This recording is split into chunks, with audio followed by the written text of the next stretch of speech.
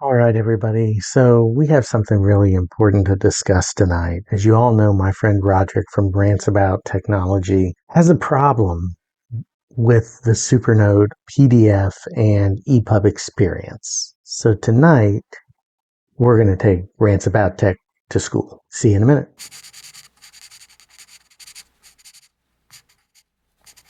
Hey, everybody. It's Ed. Welcome back to the channel. Uh, Tonight's going to be a fun video. Going to talk a little bit, something I've done before, and I'll put the original video down in the description.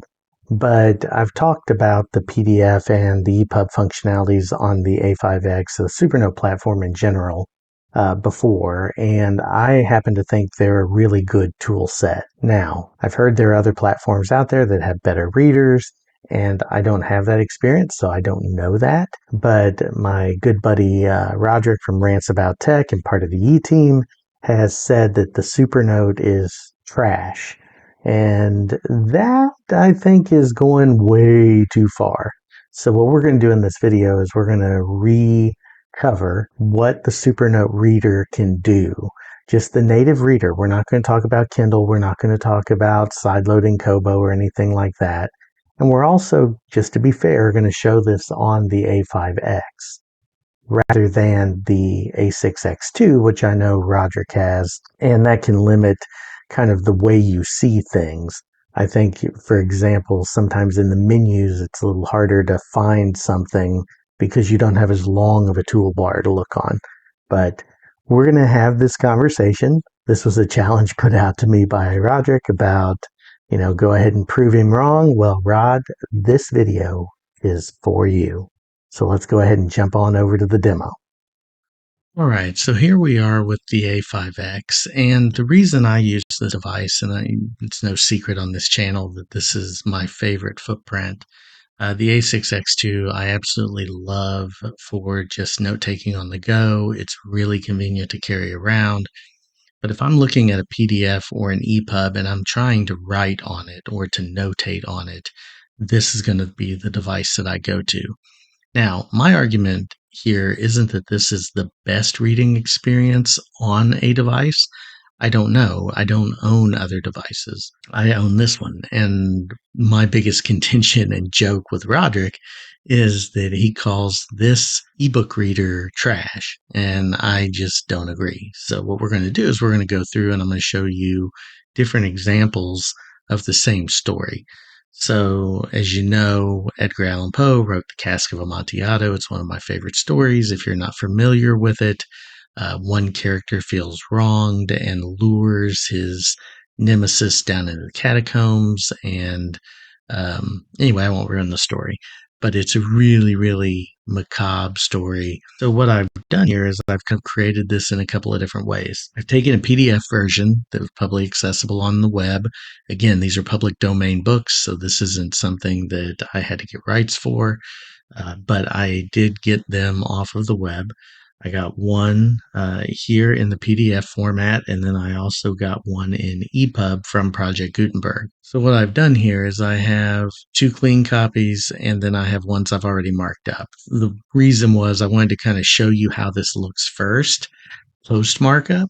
So after I've gone through and I've made my changes and I've added in the things that I want to show off here, but then there are a few things I can't show off because you have to do those first before you can mark up a document. And we'll get into that.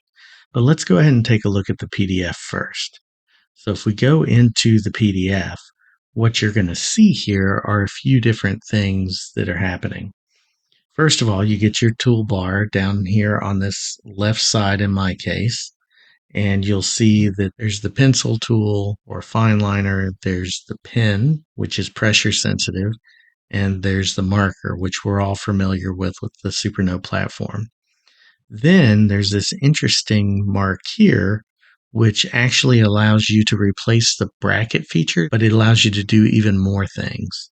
So you'll notice here that there's a highlight, and there's an underline. This allows you to do all of that. And once you've highlighted or underlined a piece of text, or commented, then you can just press on that and you get those options to change that. So you can underline, you can add in a comment, or you can highlight. Those are the options there. If you've already done a comment, you'll see here, you can change that again. If you've done an underline, you'll have that option here. Now, in a minute, we'll talk about adding in digest entry.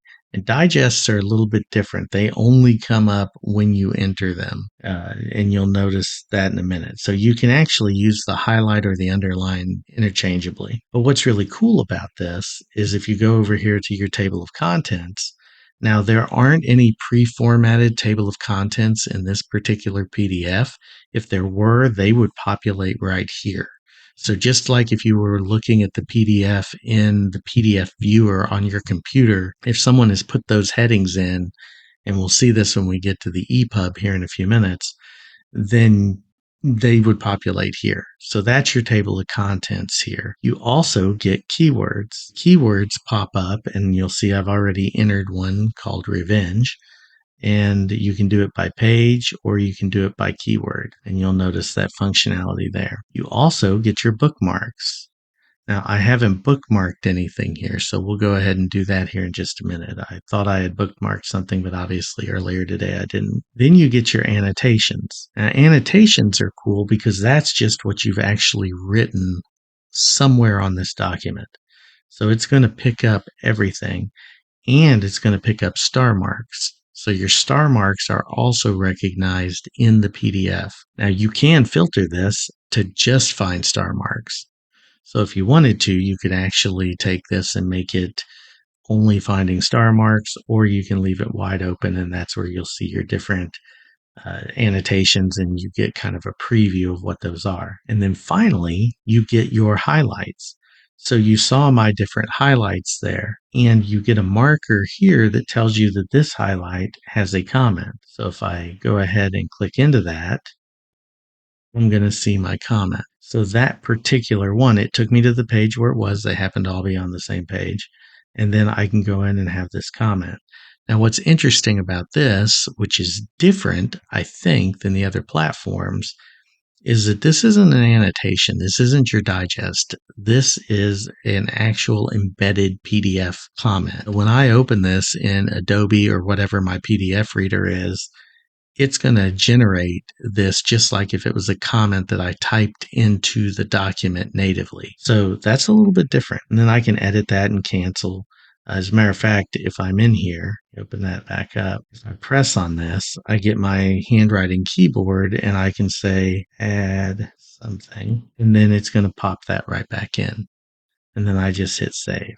And again, that transfers with the PDF. It's embedded. It's actually in it. It's not separated out into the digest. Now, the digest, you do have to use the right gesture. And then if you go into digest over here, you're going to see that there's 2 cask of Amontillado, and hopefully I remember which one is which here. And this gives you that larger canvas. If you want to write on something, you can always export these, move these around, change them. It really works well. But the idea here is this is freeform. This allows you to just make your notes in a freeform way and write something into that. So it's not embedded in the PDF, it's separate. And if you noticed with the digest, when you're in that, you will see that I had digests from a bunch of different things here. And so we'll go back out of that. So now we're back to the PDF. Now let's say that we want to add a bookmark. Let's find a blank page here. Star. So let's go ahead and add a bookmark here. So we will bookmark this and we will call this for Roderick. And that's going to come up and I'm going to say done. Now, if I go back to that same menu, you're going to notice highlights again, annotations everywhere that I've written something, and bookmarks. And there is my bookmark for Rod. And then keywords. There are my keywords. And if I press on that, it's going to take me to page 5. So, of course, I said revenge because this is the end of the story. He gets his revenge, and you're all good to go. That is how the tools kind of look once you've used them. So a lot of different things you can do. Now let's jump back real quick, though, because of what I want to show you on this is how you would actually do some of that. One thing you can do, there's the trim option here on the menu. And in the trim, it goes ahead and shrinks your canvas. Now you can adjust this up and down. You can do whatever you want to on there. So I can say cancel and then we'll go ahead and redo it because I do want it shrunk a little bit. And I hit save. And you'll notice that that expanded just slightly because I still want this writable space on the outside. If I don't want that, I can actually restore, make this big, and hit save. Now you see it's changed a little bit. Or if I want to get really, really into it, I can move this. The only problem here is you have to be really careful because it carries over from page to page. So that's a global save there. But you'll notice now it's cutting off some of the words, but I got a little bit more real estate. Now, when I go to the next one, you'll notice it takes up a lot of that space. And you'll probably want to get rid of this so that you can see everything. Now, again, I can always go back and hit adjust. It takes it back to this. I can hit restore. It takes it back to that. I can hit save. And then I can also go back to what I want it to be. So this is how I want my canvas to look. I want to be able to see the title at the top. I want to be able to see the page at the bottom. And I want to have enough writable margin to do something in. You also can adjust the contrast. So the contrast here, say I want it to be a little bit darker, but you'll notice this gets pretty dark here. I actually think the Supernote default is really good, but if I was having trouble seeing the text, I can adjust that all the way up, and you'll notice that this gets darker and darker. Now, what's nice about that, so I've already done that. You can still adjust the contrast after you've started. Now, let's say I'm ready to go. So the first thing I want to do is I want to grab this tool. So no longer do you have to write the brackets manually. You can, it still works, but you don't have to. And so now I want to go ahead and start here, and I want to add in. Now, this is where it's interesting. So once you've created a highlight, you do not get the digest feature. You can only do the digest at this point when you initially select it. Afterwards, you can always add in a comment. You can change it to an underline, or you can do the highlight, but the digest is something that you can only do right now. So right now, let's say we just want to do this as a comment, and we won't do a lot here, but we'll do a little bit. And we'll say Fortunato had wronged the narrator. And there you go. It's right in there. I hit save. That actually put it in as an underline. I must accidentally hit underline by mistake, but either way, I can always change that to a highlight. And now that comment still stands. And again, remember, that's a PDF comment. Let's say I just want to underline a piece of text. So I'll come to here and I'll say that I want to underline. And let's finally say I want to enter the digest entry. And you'll see here the bracket actually shows up. That lets you know that there's a digest entry there. So you open that up and now I can write in, this is a test digest entry. And there we go. And now I'm ready to go. So I've done all of those things. Now, when I go to my table of contents, you're going to see that we don't have any annotations yet, but we do have 2 highlights. And then if I went into the digest, you would see this digest entry. But let's go ahead and add a keyword. So let's say we want to say introduction. I want to change that into a keyword. I circle it.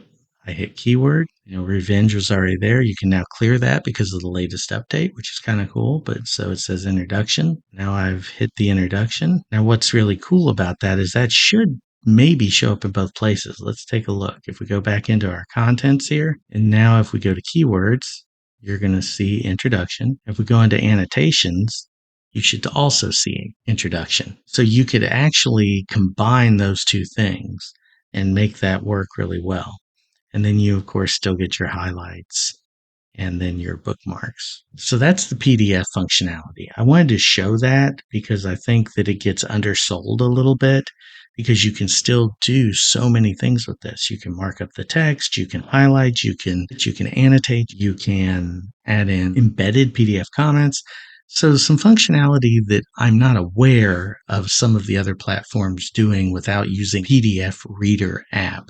Now, if I'm wrong about that, please tell me down in the comments because I want to be informed. But to me, that's a very functional use of the PDF. So now let's go back and let's look at what the EPUB experience is like. Because again, my friend said this was trash, and I don't think so. Let's go into the EPUB, and you'll see here you have Project Gutenberg. It's written a little differently, which is kind of cool. You kind of see the different interpretations of, whether it's more modern language or whether it's straight word for word Poe. This is the original. Here you actually get more options, but we'll go into those in a few minutes because what you're going to notice here is if I go to use this option, it's going to say display settings cannot be changed if annotations exist. So it's going to tell me that it cannot right size the page anymore because I've already written on it. So therefore it can't change up the way it looks. It's really important. Now you can still do the contrast, and you'll notice if I take this all the way to the top, you can't even read this. Again, I think the Supernote does a really good job of kind of auto contrasting. You can change it, and I get that some people may need to, and that's perfectly fine, but I think they do a good job of the default setting working really well. Now here you do have some differences. Over on this left side, you've got your same fine liner, pen, and marker tools. You've got your eraser. You've also got your lasso tool. What's missing from over here, if you notice, is that select tool that allows you to highlight, add comments, and add a digest entry. Now you can still do digest entries here, you just have to do them manually. And then of course you can search if there's something in here that you're trying to find. And then of course you can add quick links and all of that. And you can add keywords. Now what's interesting here, if we click on the table of contents, you'll see here that this does have a table of contents already inside the EPUB. And so they're going to show here automatically. This isn't handwritten titles or headings like you get in the Notes app. Instead, it's what exists for this particular thing and is embedded in the EPUB. You can still do keywords. You'll see I still used revenge, and I can do that by page or keyword. And then if you go to bookmarks, you'll see in this one, I don't have a bookmark again, which I thought I did. But if I did, it would be here. And then if you go to annotations, you're going to see all of the pages I wrote on, again, with the star mark available. Now, what's interesting about this yet again is you do still get the digest feature, but you have to do that again manually. So if you come down here, you're going to see digest. Yeah, here's the one for this one. And you'll see you have the highlighted text here and you have what we wrote right here. Let me go ahead and add a bookmark. Let's find a page that's not written on. So we'll go ahead and add a bookmark here. And we'll say just let it be Edgar Allan Poe. And again, if you go back, you're going to see your keywords, your bookmarks. So those are the tools you have. And again, you can do quick access. You can set whether you want to show the digest markings, and you can kind of set your page number bar position. So there's some functionality here that I think is really important, but some of that you have to configure out front. So it's very important that you remember that. So this is a blank one. This one hasn't been edited or changed. Now we're going to go ahead and click on the display properties. And this, I think, is what Rod was missing when he was looking for it the other day on his live stream. So you can go with the document default settings, which is what this is, or you can go to custom. So you can actually download your own custom fonts if you'd like to, or you can just do the system fonts, but then you can change the size, you can change the margins, the line spacing. All of those things that I think he was looking to do are available here, but you have to do that out front before you start writing on the document. That's very important. Personally, I like the default, so I always leave that. Now we can go back and you'll notice that there are going to be some differences here. Save, and now that pops up. And you'll notice that all of this is now much larger. But again, I personally, I don't like that it cuts it off. I kind of like it as is, and that's just a personal preference. But I can either go back and I can change it. Matter of fact, let's go ahead and do this real quick just to show it. And now you'll see that it's much tighter on the text. But for me, I'm going to go back to default. I'm going to hit save. Now, what you have to do here that is different, so you can still annotate, you can still go to another page, still star mark. And what I wish they would do is give us that selector tool, but they haven't done that. But you can manually do the bracketing. So you would draw your bracket, and now you'll see. So right here, you see that familiar interface. So I can add digest entry. And there we go. Now, when I go back, I'm going to see in the table of contents, the regular table of contents that exists in the document, the keywords, which I didn't do a keyword yet, or the bookmark, but I can see the annotations right here. And for the keyword, let's go ahead and just do keyword. And then we, again, circle it, keyword, add it. Now it's there. It's on the page. And then we will do another page with a bookmark. We'll say a ground Poe. Now, if we go back, you're going to see your annotations. You're going to see the bookmark. You're going to see the keywords, and you're going to see the table of contents, which is navigable. So you can go to different places within the book. Really easy, really user friendly. And, like I said, once you draw on it, once you annotate on it, you can't resize anymore. You can't zoom and you can't, change your text or anything like that. So you do want to be careful. And I don't know if that's common around these e-readers or not, because quite frankly, some of them kind of force you, especially Kindle, in their traditional app and Kobo, that you have to embed any comment, that it has to go through a typewriter. I know Kindle has this new kind of reflow that's different in the way the scribe works, but I haven't personally experienced that. So I just think it's a little bit different. I'm not sure if it was a bug with the last update, but you can also take PDFs and you can convert those over to a note, and then you have the full suite of tools, including linking and other things similar to what you do with the PDF planners. I'd really like to try that in one of these public domain books so that I could add in pages. I can just imagine adding in note pages in between different chapters or different pages. I might try and cover that in another video. I've reported that bug to RADA, and we'll see what they have to say. But for now, that is the EPUB tools and the PDF tools. And one last thing that I do want to show before we hop back over to kind of summarize everything is what this looks like in a PDF reader. So this isn't the EPUB. The EPUB is a different thing, but I did want to circle back around to what I mentioned about the PDF functionality. In the Supernote app, you're going to see pretty much what you see in the Supernote device itself. You've got your table of contents here. This, of course, didn't have a table of contents built in. If it had those headings, they would be here. You're still going to see your keywords, and you can decide which way to go with those. And then you're going to see your annotations.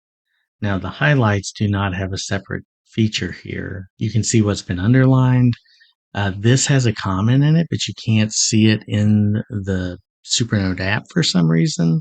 I don't know why that is. I think that's a functionality they're probably still working on. But again, and then you can see all of the different, there's the star mark, and all of that was available before as well. Now, what's interesting is if you come over here, and this is my PDF viewer, if I click here, there is my comment. And that's what I meant by an embedded comment. So it's different than the functionality you would see in just a strict annotation. It's an actual comment, and I can reply.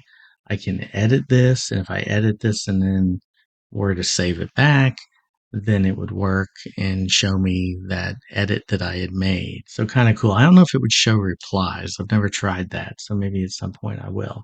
Here I can change the color of the underline. I can add a comment again. and then that would transfer back into the Supernote. If I go down, you'll notice that I had these export as blue for the annotations. There's your star mark, which served as an annotation, so it's going to look a little different in the PDF. And then there is my keyword. Now, again, it's not going to pick it up as a keyword in the PDF, but all of those annotations are going to show. So just pretty cool. Just wanted to show you that that's maybe a little bit different functionality than someone might have thought was here.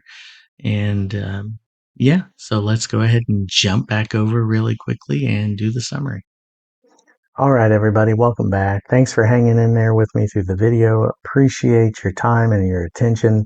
Hopefully this kind of showed off some of the features of the A5X or the Supernote platform in general.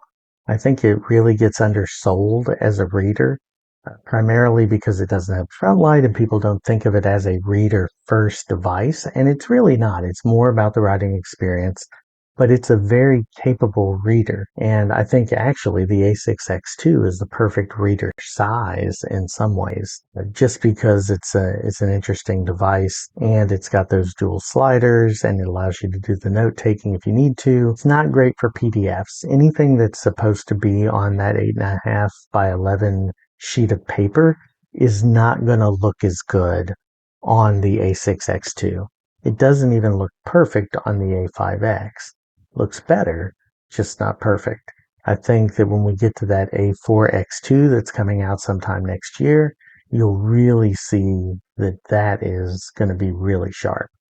But anyway, so again, lots of lighthearted kidding with me and Rod on this. We have a good time. I like to be on his live streams, and we've done some things together. He knows so many devices so well, and quite frankly, his breadth of knowledge far exceeds mine on e-ink in general. I just happen to use this device all the time, so I'm really familiar with the tool sets and the functionalities.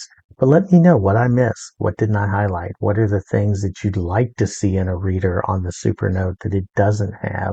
One on my wish list would be links. And you can kind of get at that in the PDFs at least by converting it to a note.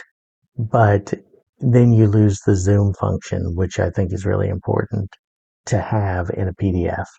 Anyway, thank you all so much for your time. Thank you for your attention. Please support the channel. Like if you want to like, subscribe if you haven't already, and check me out over on Patreon. I'll have my patrons scrolling so that you can see those who are supporting the channel that way. I do have a completely free tier, and then I also have a supporter tier for those who want to support the channel a little bit more. Everything I do is supported either through ads or through your generosity. I don't do sponsored videos or sponsored content. And then I have some affiliate links down in the description. But again, none of that costs you any extra, and it's not something that alters the way that I talk about devices. So until next time, have a great one. And if I don't talk to you again, have a happy Thanksgiving if you're celebrating that in the US, and I will see you soon.